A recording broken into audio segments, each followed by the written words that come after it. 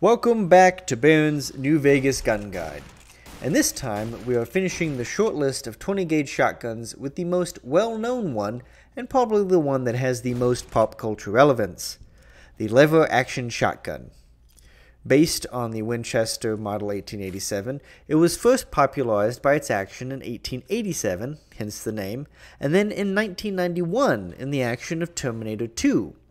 It was the earliest successful lever-action shotgun, although, that being said, pump-action shotguns were right on the horizon.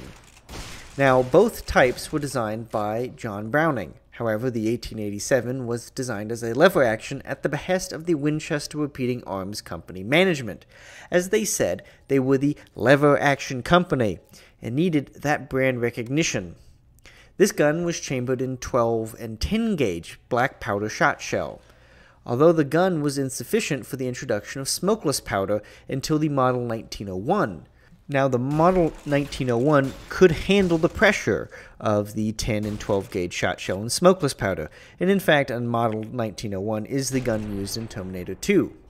However, there's something that came in between that, which caused the Model 1887 to lose popularity, and that is, to be redundant, the Model 1897 pump-action shotgun, which went to market the same year, which was just as Browning predicted. It swept the market away from the lever-action shotgun.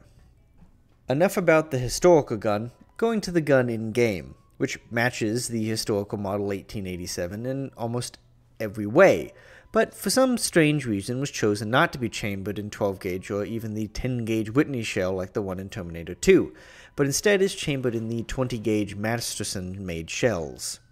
While it is a shame it's only chambered in 20 gauge and not 12, there are some benefits to the lever-action shotgun. Like the other lever-action weapons, the big appeal is in the tube mag and a steady rate of fire, with an interruptible reload, which the lever-action shotgun follows the trend. Having 2.5 times the ammo capacity of the caravan shotgun, this shotgun feels like a step into the future compared to it. Now, the lever-action shotgun boasts the second highest damage of the 20 gauge shotguns, at 48 per shot with 7 projectiles, or about 7 damage per pellet. Now, with the 20% base increase damage that all shot shells give you, it's 57.6 damage per shot, or 8.2 per pellet. It has a steady DPS, 85 base or 102 with the increase, and with its ammo capacity of 5 and a per shell reload of half a second, it has the highest sustained DPS at 45.1 or 54.1, which is only a point or two higher than the caravan, but having more shots before reload and being able to interrupt it makes it feel a little more confident in my defense. Firing at a good 1.8 rounds per second, you can't empty the gun as quickly as a caravan shotgun, but with a spread of 1.9, you can comfortably engage the enemy at a slightly further distance and still have enough to panic unload into the enemy if you need it. Now, for panic unloading, we go to VATS.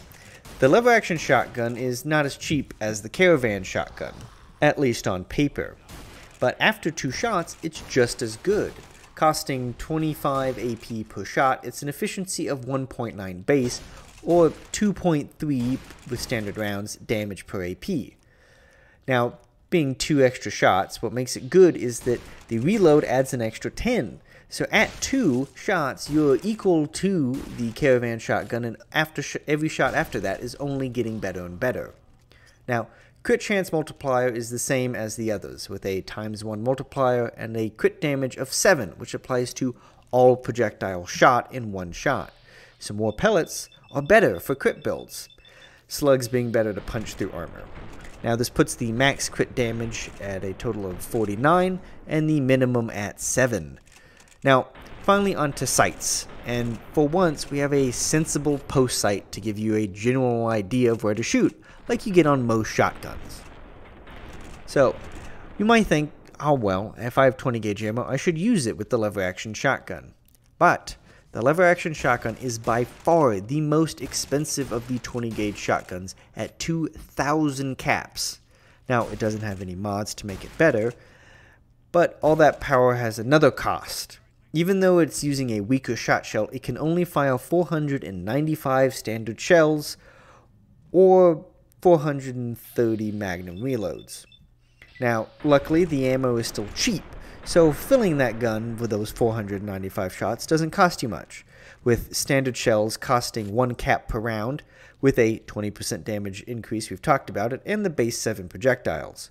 The Magnum round is a little bit more expensive, at 2 caps per round for 1.3 times damage, 7 projectiles, minus 2 DT, but 15% increased wear, which, considering the relatively low HP of the gun, actually doesn't affect it too much.